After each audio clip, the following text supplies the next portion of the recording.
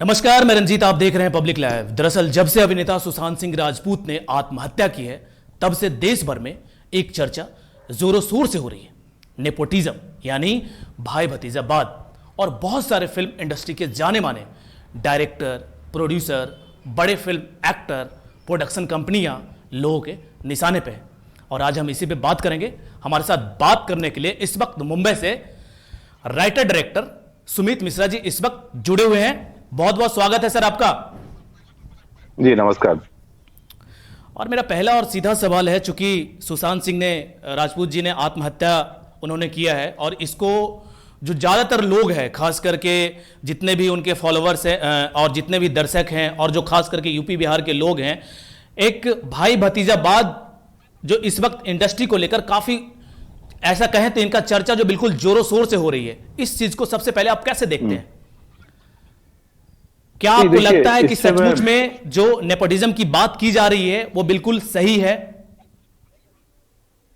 देखिए, भाई भतीजावाद जैसी चीज है, इसके अलावा एक और चीज है खेमाबाजी, लेकिन इसका बहुत असर किसी के काम मिलने पे नहीं होता है। ये जो भाई भतीजावाद है, इससे बहुत होगा तो आपको अवसर मिल जाएगा, आपका सफलता उस पर तय नहीं है, क्योंकि हमारी इंडस्ट्री बिल्कुल दृश्य जगत चीज है, बिल्कुल दर्शक पे निर्भर करती है। तो दर्शक जिसको सराहते हैं वही सफल हो पाता है। इसलिए सफलता इस पे निर्भर नहीं करता है। अवसर हो सकता है, आपको एक अवसर या कई अवसर मिल सकते हैं उस वजह से, मेरा ये मानना है। मतलब आप ये कहने की कोशिश कर रहे हैं कि जो जो जिस नेपोटिज्म की बात की जाती है उसमें आप एक अवसर आपको मिल सकता है, यानी आपको स्ट्रगल करने की उतनी जरूरत नहीं होती है जो बाहर से लोग आकर करते हैं। आप ये कहने की कोशिश कर रहे हैं जी। लोग नहीं, सुशांत सिंह की जो आत्महत्या की जो वजह है, जो खास करके जो लोगों में जो परसेप्शन है, देखिए क्या हकीकत है ये तो वही जानते होंगे, लेकिन जो लोग कयास लगा रहे हैं वो यही लगा रहे हैं कि ये सुशांत सिंह राजपूत भाई भतीजेवाद का जो एक चलन है उसके शिकार हुए हैं। इस चीज को आप मानते हैं? इस चीज को मैं पूर्ण रूप से नहीं मान सकता हूँ। मेरे पास इसके कई वजह है नहीं मानने के, क्योंकि सुशांत सिंह की जो अब तक यात्रा रही है टेलीविजन से, उनकी जो सबसे अच्छी फिल्म थी अभी छिछोरे, वहां तक की जो उनकी यात्रा रही है, तो वो किसी भाई भतीजावाद के बल पे नहीं था ना, उनकी प्रतिभा पे था। तो प्रतिभा ही मायने रखेगा, दर्शक उसी को पसंद करेगा जो दर्शक को उसका मांगा हुआ चीज दे पाएगा। तो इसलिए सुशांत के केस में भी बिल्कुल यही हुआ हो, किसी से कोई व्यक्तिगत रंजिश हो, उसकी वजह से उनको तकलीफ हुआ हो, वो भावनात्मक रूप से आहत हुए हों और आत्महत्या कर लिए हों, ये वजह हो सकता है। देखिए, जहां पे आपने बिल्कुल ठीक कहा, जहां पे आप रंजिश की बात कर रहे हैं, तो आपने भी देखा होगा, आपको खुद पता होगा, क्योंकि आप खुद 20-25 साल से इंडस्ट्री में हैं। जी। क्या आपको कभी ऐसा फील हुआ कि जिस चीज के लोग आकर यहां पे शिकार हो जाते हैं, आप भी वहां पे शिकार हुए हैं? नहीं, मेरा तजुर्बा ऐसा कोई नहीं रहा। मेरा तजुर्बा बिल्कुल इसका उल्टा रहा है। मैं तो जब यहाँ आया था तब तो चाचा और बाप छोड़िए, मेरा कोई दोस्त नहीं था इस शहर में और इस इंडस्ट्री में। तो लेकिन फिर भी आप एक इस वक्त इंडस्ट्री में एक अच्छे हैसियत रखते हैं। देखिए, आपको मैं एक बहुत बेहतर उदाहरण दूंगा नेपोटिज्म का। ये एक तो ये नेपोटिज्म के अलावा एक और बात चल रही है, बाहरी और भीतरी। तो पहले बात बता दूं कि यहाँ भीतरी कोई नहीं है। ये इंडस्ट्री किसी के पितामह का नहीं है। ये इंडस्ट्री में जितने भी लोग हैं सब बाहरी ही हैं, बाहर से आके स्थापित हुए हैं। उदाहरण के तौर पे 60 के दशक में धर्मेंद्र आते हैं। धर्मेंद्र के पिताजी एक स्कूल में हेडमास्टर थे, उनका कोई बाप नहीं था इस शहर में, इस इंडस्ट्री में। वो आते हैं, अपने काबिलियत के बल पे खुद को स्थापित करते हैं। उनके स्थापित होने के बाद से एक नेपोटिज्म शुरू होता है। वो अपने बेटे को लॉन्च करते हैं, बेटे में प्रतिभा है, वो चल जाता है। फिर उसके बाद उनका बेटा अपने बेटा को लॉन्च करता है, प्रतिभा नहीं है, दर्शक उसको नकार देता है। तो ये 3 पीढ़ी का इससे बेहतर उदाहरण आपको क्या मिलेगा कि यहाँ नेपोटिज्म है या नहीं है। लेकिन लॉबी तो मानते हैं ना कहीं जिस लॉबी की बात आप भी कर रहे हैं कि जो यहाँ पे लॉबी है, जो लॉबी चलती है, हर एक कहीं ना कहीं खान लॉबी अलग, कपूर लॉबी अलग, बहुत सारे ऐसे जो लॉबी हैं जो अलग है, उस लॉबी को तो आप मानते हैं। तो क्या उस लॉबी के शिकार हुए हैं? लॉबी में मानता हूं, और लॉबी का एक तकनीकी वजह भी है कि एक कंफर्ट लेवल हो जाता है। आप जब एक खास लोगों के साथ काम कर रहे हैं, ये सिर्फ एक्टर के साथ नहीं है, ये टेक्नीशियन के साथ भी है, कि एक कंफर्ट जोन बन जाता है मेकर्स का, वो चाहे प्रोड्यूसर हो चाहे डायरेक्टर, एक कंफर्ट जोन बन जाता है। इस वजह से एक लॉबी बनता है, और जो भी लोग स्ट्रगलर यहाँ आते हैं, स्ट्रगल करके खुद को स्थापित करते हैं, स्थापित होने के बाद वो खुद उस लॉबी में शामिल हो जाते हैं, वो खुद अपना एक लॉबी बना लेते हैं, और वो खुद अपने भाई भतीजा को जो है ना लॉन्च कर रहे होते हैं। तो ये यहाँ की परंपरा नहीं है, ये एक मानव मनोविज्ञान है हमारे समाज का, जो हर जगह है।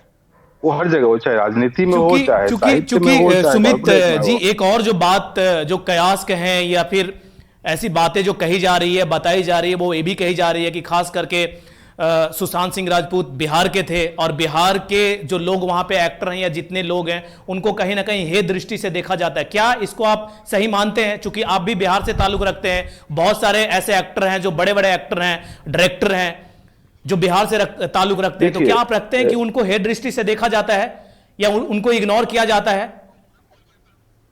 समाज में जो है ना, फिलहाल एक अतिशोक्ति का एक दौर चल रहा है। हिंदी में एक बड़ा अच्छा शब्द है, अतिशोक्ति अलंकार। तो हर एक चीज में लोग एक्सट्रीम जा रहे हैं। अब सीधे इसको अगर बिहारी और नॉन बिहारी, बिहारी और फिल्मी इंडस्ट्री से जोड़ना, ये कैसे गलत है कि मनोज बाजपेयी भी बिहार से बिलोंग करते हैं, और मनोज बाजपेयी सुशांत सिंह से ज्यादा खांटी बिहारी हैं, और उनको तो कुछ नहीं अभी तक झेलना पड़ा है। उनको, वो जिस मनमाफिक काम करना चाहते हैं वो कर रहे हैं। वो बेशक उनको स्टार नहीं बनना है। इस इंडस्ट्री में दो वर्ग है, एक कलाकार का वर्ग है, एक स्टार का वर्ग है। उनको स्टार नहीं बनना है, वो अपनी जिंदगी और अपनी वो अदाकारी की यात्रा वो कर रहे हैं। डायरेक्टर में प्रकाश झा एक अनजान परिवार से आते हैं, और आज के डेट में प्रकाश झा का अपना एक लॉबी है। उत्तर प्रदेश से अनुराग कश्यप आते हैं, संघर्ष करते हैं, स्थापित होते हैं, अपना एक लॉबी बना लेते हैं। तो ऐसे कई उदाहरण हैं बिहार और उत्तर प्रदेश के, जो यहाँ पे, और अंदरूनी बात अगर मैं आपको बताऊं, जो आपको पर्दे पे दिखता है उसके अलावा, तो सबसे अधिक लोग यहाँ पे नॉर्थ के हैं, उत्तर प्रदेश और बिहार से हैं। तो इसको बिहारी और गैर बिहारी या बिहारी और इंडस्ट्री वाले का एक रूप देना, वो एक अतिशयोक्ति अलंकार है, वो और कुछ नहीं है। मतलब ये कहीं ना कहीं ये बेवजह की बात है, फिजूल की बात है, ऐसा कुछ नहीं है। क्योंकि आप 20-25 साल से इंडस्ट्री में हैं, आपका एक्सपीरियंस भी बहुत मायने रखता है, क्योंकि आपने भी बहुत कुछ वहां पे सहा होगा, क्योंकि आप भी बिहार के एक ऐसे गांव, एक ऐसे कस्बे से गए होंगे जो बिल्कुल आपके लिए वो शहर बिल्कुल अनोन होगा। फ्रेम ठीक मुझे बतौर बिहारी यहाँ पे, मुझे यहाँ बतौर बिहारी कभी कुछ झेलना नहीं पड़ा, कभी नहीं झेलना पड़ा। मेरी प्रतिभा जो जैसे है उसके बदौलत मुझे जितना मिला मिला है। क्योंकि मैंने भी इंडस्ट्री को देखा, और मुझे लगता है कि वहां पे 90% जो टेक्निकल टेक्नीशियन या फिर क्रू मेंबर हैं वो बेसिकली बिहार या यूपी से होते हैं, और ज्यादातर बिहार के होते हैं। जी जी जी, प्रतिभा वहां पे ज्यादा है, और प्रतिभा का एक्सपोजर यहाँ पे ज्यादा है।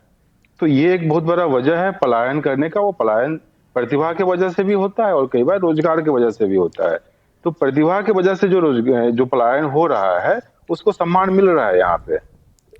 इनफैक्ट जो श्रमिक है उनको भी सम्मान मिल रहा है, उनको श्रम की वजह से। मैं थोड़ा सा आपको सुशांत सिंह राजपूत के ऊपर लेकर आऊंगा, क्योंकि आपने रंजिश की बात भी जिक्र किया। आपने ये भी कहा कि आपसी रंजिश हो सकती है। बहुत सारे नाम आ रहे हैं जिनसे उनके कहीं ना कहीं कुछ चीज को लेकर खटास हुई थी। क्या इसके कारण वो डिप्रेशन में चले गए?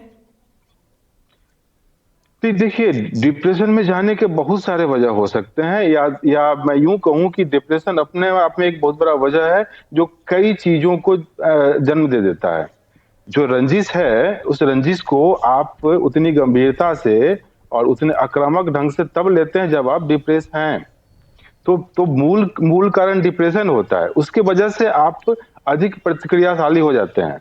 आपकी प्रतिक्रिया उस तरीके से जो है ना नियंत्रित होती है, आपके अवसाद के द्वारा, आपके डिप्रेशन के द्वारा। तो वो किसी से रंजिश होना, उसको बाय हार्ट यूं ले लेना, इस तरह से अपने हृदय पे ले लेना, ये डिप्रेशन की वजह से होगा। उसकी वजह से डिप्रेशन नहीं होगा। और जो उनका पिता का मैं कहीं पे स्टेटमेंट पढ़ रहा था, उन्होंने जिक्र किया था कि वो अपने आप को लो फील करते थे। एक कलाकार के लिए ये बोलना कि लो फील करते हैं, उसके पीछे बहुत सारा वजह हो सकता है। उसके पीछे रचनात्मक वजह भी हो सकता है। उसके पीछे ये हो सकता है कि वो उनके दिमाग में जो एक खाका खींचा हो, जिस तरह की वो चरित्र निभाना चाह रहे हो, जिस तरह की फिल्में करना चाह रहे हो, संभवतः उस तरह की फिल्में ना आ रही हो, ये भी एक वजह हो सकता है। मैं इसका दावा नहीं कर रहा हूँ। तो एक कलाकार के लिए, क्योंकि मैं खुद एक कलाकार हूँ, मैं खुद एक चित्रकार भी हूँ, तो मैं जानता हूँ कि एक लो फील करने के पीछे एक बहुत समग्र वजह होता है।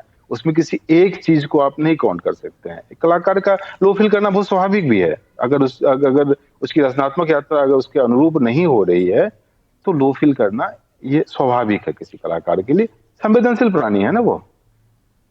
क्योंकि बहुत सारे युवा लोग हैं सुमित जी, जो आना चाहते हैं इंडस्ट्री में, अपना कैरियर बनाना चाहते हैं, अपने आप को स्थापित करना चाहते हैं। मैं चाहूंगा, क्योंकि आप तकरीबन 20-25 सालों से हैं, तमाम जो ऐसे लोग हैं उनके लिए आप क्या कहना चाहेंगे, और क्या ऐसा वो करें जो इस तरह की चीजों में ना आए, इस तरह से डिप्रेशन में ना जाएं, और इस तरह का बड़ा कदम ना उठाएं, क्योंकि ये बड़ा जरूरी हो जाता है।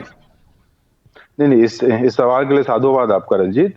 देखिए, जो भी युवा यहाँ आना चाह रहे हैं इस इंडस्ट्री में, उनका स्वागत है यहाँ पे। वो बेशक प्रतिभा और सपना दोनों लेके आए यहाँ पे, और हृदय और भावनात्मक रूप से मजबूत होके आए। कोई डेडलाइन लेके ना आए, कोई एक स्केच खींच के ना आए, वो मुक्त होके आए, क्योंकि अनंत है ना, आसमान के जैसा ये भी अनंत है। तो यहाँ एक रेखा खींच के आना, ये आपको अवसादित करता है। एक समय सीमा लेके आना आपको अवसादित करता है। हो सकता है कि 5वां दरवाजा आपके लिए हो और आप 4 दरवाजा नॉक करते। बड़ी बात कह रहे हैं सुमित जी, बिल्कुल बड़ी बात कह रहे हैं, क्योंकि हमें भी ये चीज हमने देखा है अपने जीवन काल में। लोगों को, बहुत ऐसे लोग हैं जिनको देखा है कि जब वो एक मापदंड, एक टारगेट फिक्स कर देते हैं और उस टारगेट तक वो नहीं पहुंचते हैं, तो कहीं ना कहीं ये चीजें, अवसाद की बात करें, डिप्रेशन की बात करें, या मानसिक तनाव की बात करें, ये चीजें आती है। आपने बिल्कुल सही कहा। और इस वक्त जितने भी तमाम जो भारत के दर्शक देख रहे हैं, उनको भी मैं यही कहना चाहूंगा कि जो सुमित जी ने कहा कि खास करके आप अगर इंडस्ट्री में कैरियर बनाना चाहते हैं तो आप बनाइए, लेकिन एक टारगेट, एक पैमाना, एक लकीर खींचिए मत कि जहां तक आपको हिट करना है। अगर इधर उधर रह जाते हैं तो कहीं ना कहीं ये चीजें आती है। बहुत चूंकि कोरोना काल भी चल रहा है, तो मैं चाहूंगा कोरोना काल में जो इस वक्त आपको पूरा भारत सुन रहा है, क्या कहना चाहेंगे तमाम दर्शकों को? सुरक्षित रहें, स्वस्थ रहें, सतर्क रहें, रचनात्मक रहें, सकारात्मक रहें। बस इन चीजों का चलिए, बहुत बहुत करें। शुक्रिया। और यही कामना हम गुजर आपके लिए जाएगा। कहेंगे, क्योंकि आप जिस शहर में इस वक्त हैं वहां पे सबसे ज्यादा भयानक स्थिति है कोरोना को लेकर। सबसे ज्यादा मरीजों की बात कर लें, या सबसे ज्यादा मौत जो हुई है कोरोना से, वो आपके शहर में हुई है। तो मैं उम्मीद करता हूं कि आप भी अपने आप को सुरक्षित और सेफ रखेंगे। बहुत बहुत शुक्रिया हमारे साथ जुड़ने के लिए सुमित जी, धन्यवाद। बहुत बहुत धन्यवाद आपका। तो ये थे हमारे साथ मुंबई से राइटर डायरेक्टर सुमित मिश्रा जी, जिन्होंने बताया कि अगर आप इंडस्ट्री में खास करके यहाँ पे आना चाहते हैं, यहाँ पे कैरियर बनाना चाहते हैं, तो आप कोई लकीर ना खींचें, क्योंकि अगर वो आप लकीर खींचते हैं तो कहीं ना कहीं उसके इधर उधर या उसको टच नहीं करते हैं, तो इस तरह की चीज़ें आती हैं, जैसे कि सुशांत सिंह राजपूत के अंदर आए। बने रहें, देखते रहें।